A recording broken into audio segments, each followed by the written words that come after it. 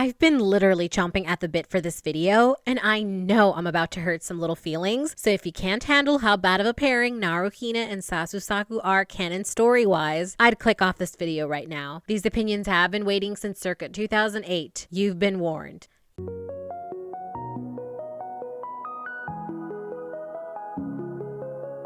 Hey welcome to Day Does, a channel where you basically get to watch me draw and talk about fandom / storytelling things. Today's video is not for anyone who isn't prepared to hear me explain why NaruHina and Sasusaku are just terrible canon pairings. Like, I've seen some shit pairings, but these take the metaphorical cake. That's not to say if you like these pairings, you shouldn't ever ship them and celebrate them. You're perfectly well within your rights to still keep shipping these couples if that's what floats your boat. After all, there's nothing I respect more than someone liking something just because it makes them happy and / or they find pleasure in it. Like, that is the biggest thing that I always support, and I say props to you. This video is solely because there are individuals who will bend over backwards and walk into traffic, convinced that the relationship displayed in the manga and anime is a reason these characters must only ever end up together with each other, and that it's perfectly healthy and superior simply because it's canon. They will literally bash other innocent pairings and the people who draw them, write them, and like them solely because it's not their ship, and so characters shouldn't and wouldn't end up with any other character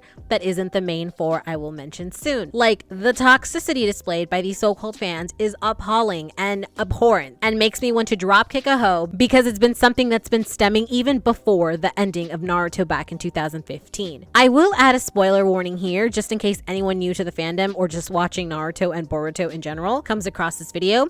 I don't hold back, so if you don't want to get spoiled, click off the video. If you don't mind or care, welcome, and let's begin. But first, a quick word from our sponsor, Day Does, aka me. If you're into dark fantasy stories, the Greek myth of Hades and Persephone, mafia drama, and ghosts, then In Furrow's Edge, book 1 of the Fallen Pantheon series, is a book you've got to check out. It's a modern reimagining of the Hades and Persephone tale starring an easygoing, unemployed girl named Fanny who can see ghosts. She moves to a new city and helps a dead mob boss find their killer, meeting all kinds of eccentric and dangerous characters in the city's underworld. Will Fanny be successful in her mission, or will she end up catching a bullet in the head instead? It's got slow burn romance, a murder mystery, supernatural drama, lots of Greek myth references, some most likely graphic fight scenes, and a literal devil stalking our hero. Check out my website, alanmckinley.com/infurrows-edge for more info and where to purchase your own copy written by yours truly, under a pen name of course. Links will be provided in the description box below. Give this video a thumbs up to let me know you're feeling my content, and subscribe to my channel while clicking that notification bell so you can stay on top of my next great thing. Now, back to the video.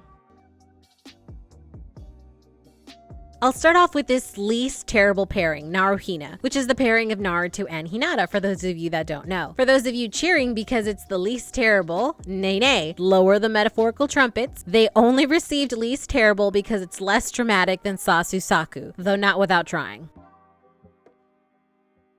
Starting with the crux of it all, Hinata's crush on Naruto. Now, having a crush on someone is nothing new, especially on a main character. She wasn't the first, and she certainly won't be the last. While it's nice to know that maybe Hinata's love is a possibility, it shouldn't be treated as if it's the only important thing for Naruto or the only thing worth fighting for. Haha, unintentional Mulan reference right there. Hinata's love for Naruto, as cute as it is, doesn't save Naruto from anything. It doesn't comfort him when he needs it most, and it's mostly non-existent as far as Naruto is concerned. If anything, her love is essentially useless to him because Hinata makes no overtures to befriend him. And I'm basing this off the manga and OG anime, not Boruto, who would have you believe Naruto and Hinata had been dating since the academy days. Hinata never outwardly gave Naruto hope that he can be loved and not hated. In fact, Iruka is the only one who ends up really saving Naruto from a path similar to Gaara's. If Hinata's love was so great, her passiveness and shyness and saying nothing to Naruto becomes more of a hindrance and can even be likened to being cruel. Her helping hand could have made things better and easier for Naruto, but instead she keeps to herself. What good is cheering Naruto on from the back when he can never feel its effects or know that someone believes in him when no one else does? A child needs to know he's not alone, not assume that he's not. In fact, Hinata's presence meant so little to him that he just regarded her as a weird girl. That's it. She had the perfect opportunity to endear herself to him, and instead she's the weird girl. It's really disappointing. We do see her slowly open up over time, but Naruto's care for her is similar to his friends by that point. When he leaves with Jiraiya and the rest of the time he canonically spends with her is so infinitesimal that it's like 44 pages in total out of the 72 volumes that make up the manga. If Kishimoto really wanted Hinata to be the endgame or this heroine that people are claiming that she is, then he should have done more with her and her love for Naruto.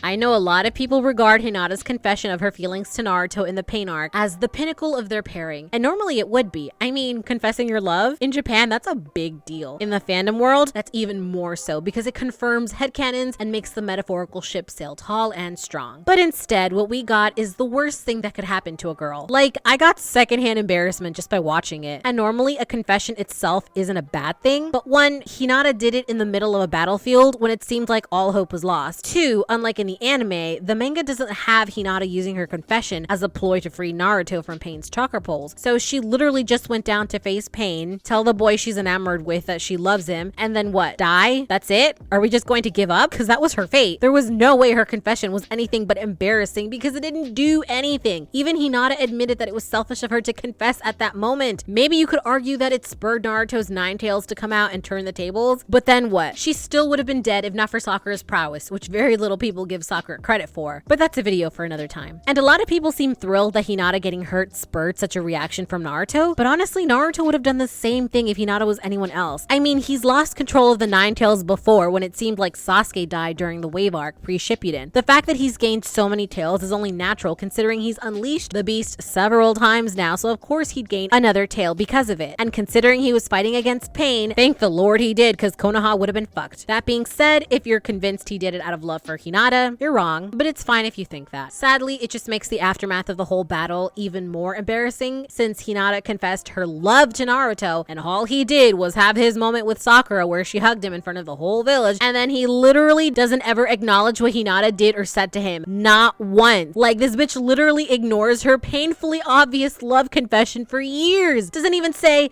hey, I don't know how to feel about you right now, but if you give me time, I'll give you an answer. Man's literally ghosted her I love you confession. Like, I can't even. Which makes the premise in the last movie even worse because instead of a straightforward confession, Naruto being forced into a Genjutsu is the only way Hinata gets her man. And I don't know about some people, but starting your relationship with coercion is just not going to end well.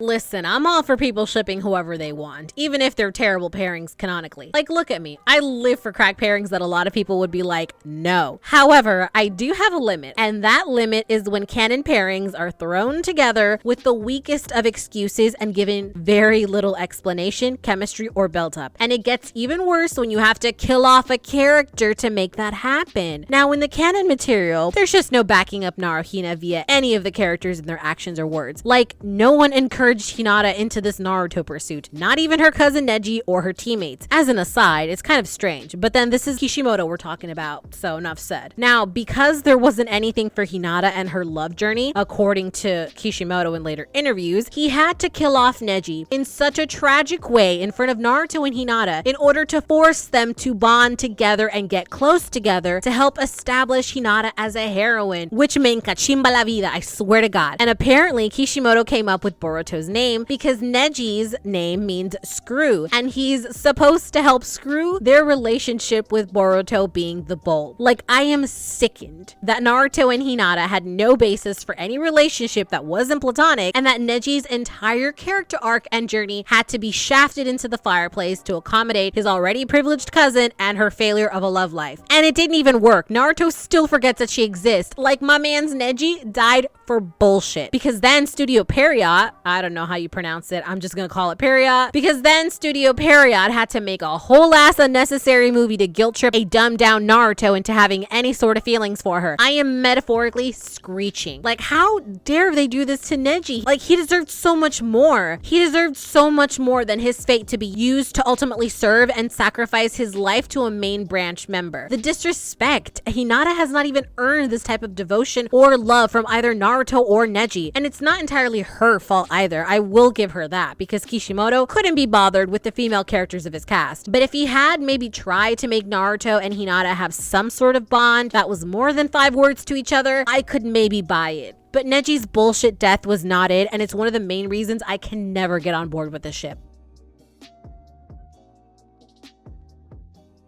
Listen, maybe I could have gotten on board Hinata's mission to secure her man had she actually spoken up about her feelings. Instead, the whole stalker crush from afar thing kind of gets old after a while. It was cute when Minato did it, but then when Hinata started, it just, not the same. Instead, the whole stalk our crushes from afar thing gets old after a while. And I should know, I used to stalk my own crushes from afar using only peripheral vision. Did I end up landing my crush? No, but we became third-tier friends. And you know why? Because I forced myself to talk to him, even if I had nothing witty or funny to say. And that's what Hinata should have done. That effort she could have put would have endeared her more because it shows she was trying. It would have made an interesting dynamic the more Naruto learns about her through her and discovers who she is. The only decent interaction we get from the two that I remember from the manga, feel free to point out more if you know, anime doesn't count though, is when they're in the middle of the Shinobi War 4 and Neji dies. Naruto can't read her mind, and he's not the most observant if he doesn't want to be. And it seems like most times around her, he doesn't want to be and doesn't think to be. And it's so sad to see, because honestly, it just really is. Henceforth, Hinata's lack of communication is her own downfall, and I have a feeling it only gets worse in Boruto.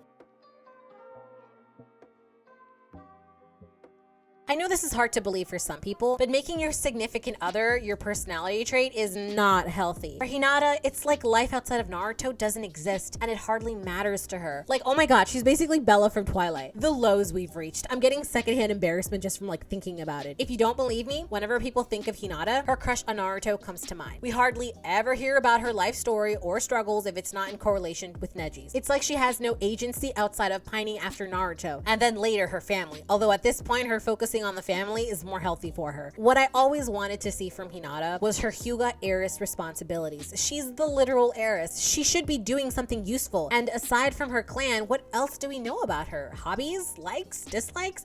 Who is this girl? If I were going to write a fanfiction with Hinata as the main character, I wouldn't even know where to start because aside from the quiet, blushing wallflower, I can't get a grasp of her character. It's really quite tragic. I just depend on the interpretation of other people or their perception of her character because literally anyone can make up anything about her because she's such a mystery and not in a cool way. What's ironic though is that Naruto has such a passionate and ambitious personality in respects to becoming Hokage and being the strongest. He has people that will do so much for him because they know the type of person that he is and what he's capable of. In comparison, Hinata has little to no passion outside of anything that isn't Naruto. There were opportunities that could have been expanded upon, but instead we get nothing and whatever weird fan fiction Studio Perriot seems to write about her and the sexualization of Hinata, which honestly is a video for another time. Hinata only ever seems to have Hanabi and Neji, but since she spends so much time obsessing over Naruto that any interactions she has with Hanabi and Neji just comes across as kind of superficial. Even Neji, who has an icy type of personality, is more vivacious than Hinata. Even Hanabi, for the few times that we see her, ends up leaving an impact on the audiences. I honestly can't see Naruto taking Hinata seriously when she comes across so bland and introverted to the extreme. Like she can't even hold a few sentence conversation with the boy. Like, oh. Hinata's motivation and goal is literally nothing from what I've seen. Naruto was the one who originally wanted to get rid of the cursed seal and the terrible treatment of the branch members of the family. He's the one that was furious and upset that Neji lived such a lifestyle and nothing was ever done about it. You'd think that motivation would be perfect to give to kind-hearted Hinata, but no. It isn't until Naruto declares his intention to the world that she decides, yeah, let's get rid of the cursed seal and branch class system. Before Naruto, it was never shown that she had a problem with how her family is treated until Naruto says something. If anyone has evidence in the manga or OG anime that isn't filler, please let me know, because to say that Naruto and Hinata share the same beliefs and values is a stretch. I know this sunshine boy and super shy girl ship dynamic is the bread and butter for some people, but these two particular characters are just so painful to push together in a romantic setting, at least for me. There are probably other stories that execute the ship dynamic well and it works, but if that's the case, y'all need to hook a sister up because I don't know of any, I swear to Bob.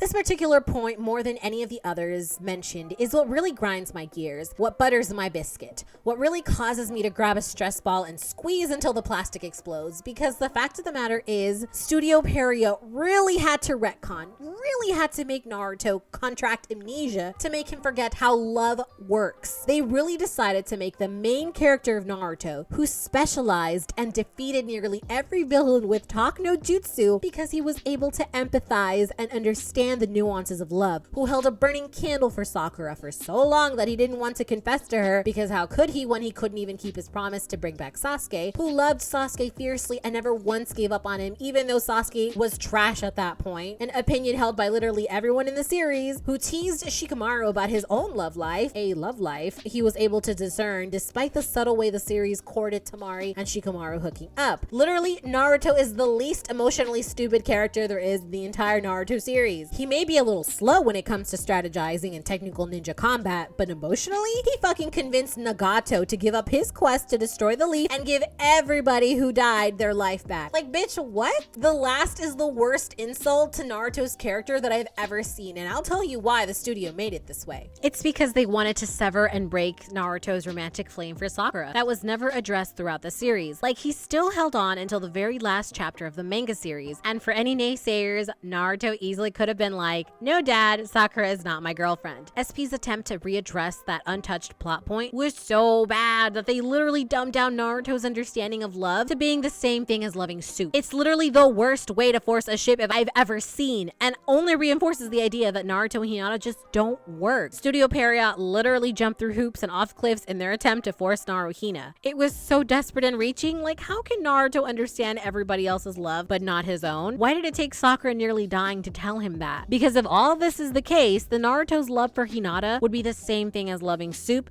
because he has the understanding capacity of a teaspoon. And this to me is one of the biggest red flags that lets me know that Naruto and Hinata as a couple was just not worth it at all. You mean to tell me that Naruto had to fall under a Genjutsu to fall in love with Hinata? And then he became weirdly aggressive about it too. This has veered so hard into character assassination that it's hard to believe this of our lovable can-do attitude protagonist that we've all followed since he was 12. I get that he has to grow up, but that isn't growing up. That's an about face of everything that he was. And if you have to put your characters into an illusion to even have them look at another character romantically when they've had zero chemistry in 70 volumes, I hate to tell you this, but you're doing it wrong. Or if you decide to do this anyways, then the execution is completely botched. Like, do you know how sad it is that your crush only likes you because they underwent a hallucination? Like, this is not a healthy start at all. It's giving sus. It's giving manipulation. It's giving guilt tripping. It's giving these kids can't hook up unless Naruto sees just how consistently Hinata's world revolves around him. Any way you slice this, it's just not a good look. And I can only feel bad for Naruto and Hinata. Hinata should have had someone who worships the ground that she walks on, who notices her and sees what a wonderful person she is and loves her unconditionally with no genjutsu needed to open their eyes. And Naruto should be free to love who he wants without feeling guilty that some girl has been pining on him for years. This entire romance Genjutsu star and Neji's death takes away both characters' agency, particularly Naruto. And if there's one thing I loathe, it's anyone's autonomy and choice being taken away from them. In conclusion to part 1 of this video, the Canon NaruHina ship is a forced romance and bond, with their chemistry being non-existent. That whole obsession with her bit in the last movie was not as romantic as you think it is. The fact that he gets huffy when she rejects him, big yikes, and very unlike Naruto, who withstood the hurt of seeing Sakura pursue Sasuke only for him to reject her time and time and again. If our boy can handle that, then he can handle Hinata saying no. If they had just been honest, mainly Hinata, in regards to her feelings without a convoluted movie plot, and if Naruto was willing to give her a chance, maybe it could have been believable and worked. Be mindful that Naruto does not have to give Hinata a chance at all. He's entitled to his feelings, and being pressured into dating someone when you don't feel like it, it's just predatory. If you wouldn't tolerate that for a woman in Naruto's shoes, then don't tolerate it here as well. Now, I did mention this is a part 1 of the video. Part 2 covers post-Shippuden, meaning chapters 700 and beyond, and well into Naruto. I will preface part 2 by being honest and stating that I haven't read the whole manga, nor have I watched all of the episodes of the Boruto series. I literally can't stand Boruto, or the NaruHina ship, or the Sasu-Saku ship, though I do love Sarada and would die for her gladly. Sadly, I have read and watched snippets from both the manga and the anime, so so I'm going off of what I've seen, and it's kind of sad that I'm building another teardown with the little that I've seen, because it just proves that even in Boruto, with kids, a career, and supposed peace, that their relationship still does not work. Because if I had seen anything genuine, I would have had less material to talk about. If there had been any evidence to the contraire, I wouldn't have made a part 2. But here we are. But first, a quick word from our sponsor before we continue to the second topic of this video. I've created an animatic series called Dante's Ama. It's a psychological thriller and romance about a jaded but crafty girl named Ama on the hunt for her mother's killer. Just when she thought she found him, calm and soft-spoken Dante turns out to be the wrong serial killer. Now she can't shake him. Dante is obsessed for his own reasons and wants to be involved in Ama's life by any means necessary. Will Ama find her mother's murderer in time and bring them to justice? Or will Dante's interference ruin her revenge, her life, and everyone she holds dear? The first and second episodes are currently out, with the third episode coming this fall. If this sounds interesting or right up your alley, or even piqued your interest, then check it out. Links will be provided in the description box below. Now back to the video.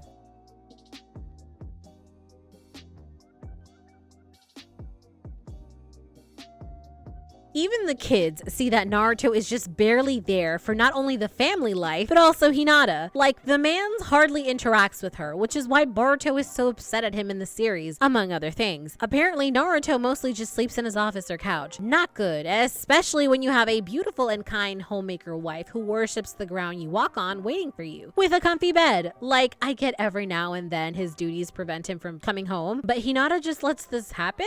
Does the studio realize that this kind of distance and behavior is what starts a trajectory towards divorce? Like, seriously, guys.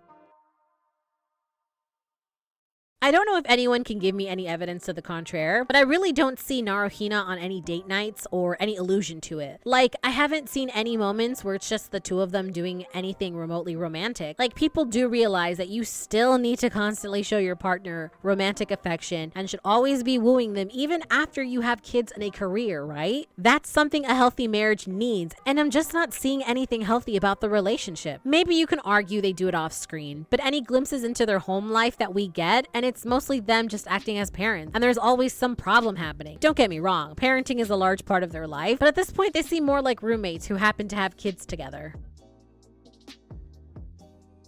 Boruto does stupid shit and doesn't even get proper attention from Naruto or a stern talking to from Hinata to knock it off. Like, y'all know what shitty childhoods are like. Why are you just letting this kid run amok in the village and cause havoc for everyone else? Hinata is just way too passive about his behavior, and Naruto just isn't even there most times. If you flip the coin, Hinata just lets Naruto's work consume him and doesn't demand he spend time with his kids, especially on their birthday. And Hinata not defending Boruto or taking a stance on this just showcases that their parenting style is seriously lacking. Granted, I understand that Naruto grew up without parents and Hinata did not have a great example in Hiashi, but holy flip, Himawari is only the way she is because she hasn't encountered a no yet. I'm literally convinced of that. There needs to be some teamwork between them to raise their kids for the better, but I hardly see that, and I knew it was going to be that way from the minute chapter 700 was dropped. I'm figuratively screaming. The person Naruto thinks of when Boruto mentions the bento isn't Hinata, who slaved away making it for him, but Team 7. The inconsiderateness. Like, Naruto gives so little thought to Hinata and her feelings. If I had to comment on the relationship, it just feels tired and passive. No romance, no effort, just living with each other as roomies, it feels like. Are there any other instances where Hinata does anything for Naruto and he actually acknowledges her effort or her existence in small amounts? I feel like it's always other characters who push Hinata onto Naruto and never him genuinely doing something for her. Granted, this is a shonen anime, but since Studio Perriot has gone out of their way to do so much to have NaruHina happen, you would think they would at least sprinkle these chemistry bonding scenes at least. Instead, everything is just sad and forced. Lastly, you cannot be the indulgent, harmless grandfather when you treated your daughter like complete shit, constantly favoring the other and also perpetuating the class system in your family and letting your brother take the hit for you and die in your place, and then subject your nephew into a life where his life means little compared to the daughter you didn't even like. Like, no. Take accountability for your actions and then get back to me. Excusing terrible past actions and letting them get a free pass because they're old and love their grandkids does such a disservice for the people affected and destroys the justice justice that they deserve. A real life example would be old folks now who just want to live a peaceful life and pretend that they were never racist towards people of color, gay, women, etc., and actively participated in the oppression and benefited from it that made millions upon millions suffer. This is why I cannot jump on the Grandpa Hiashi train. Flip the fuck out of here with that.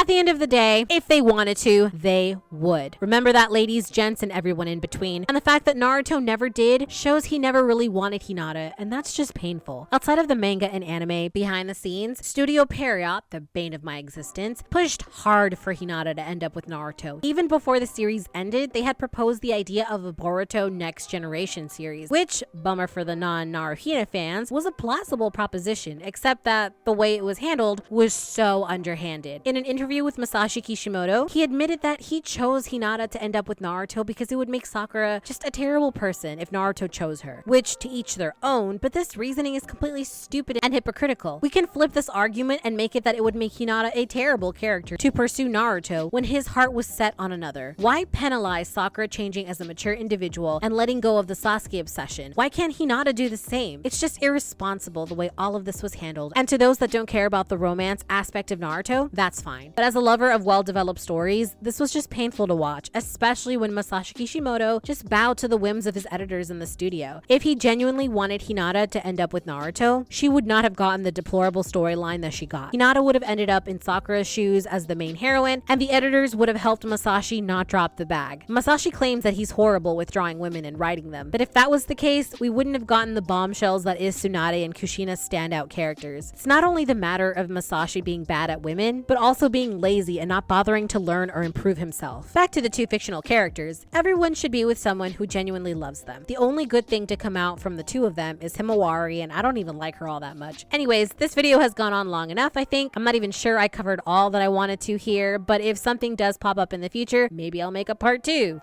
That being said, if you're a total NaruHina fan, despite everything that's been laid down, logic be damn, then kudos to you. Keep shipping what you want if it's your preference. I think the real goal of this video is just to have people acknowledge that NaruHina is a terrible forced ship, but to ship it anyways because it just makes them happy. I think if I can have one person acknowledge that, then I'll finally be laid to rest. Now, I was going to do a Sasusaku in this video, but it is way too long, and honestly, there's so much to say about that pairing, and I already have like 10 pages done for the NaruHina portion, so I know for a fact that I have tons to say about it. More so than NaruHina, since Sakura is my babe and they did her so dirty, and it will not all fit here in this video comfortably. Thus, expect the Sasusaku version of this video sometime in the future, y'all. If you're interested in looking at the final artwork of this video, I've posted the links in my description box below. Instagram will give you a smaller snapshot, while DeviantArt gives you better quality. Subscribe to my channel if you're feeling my content, and hit that notification bell to be updated when I've uploaded my next great thing.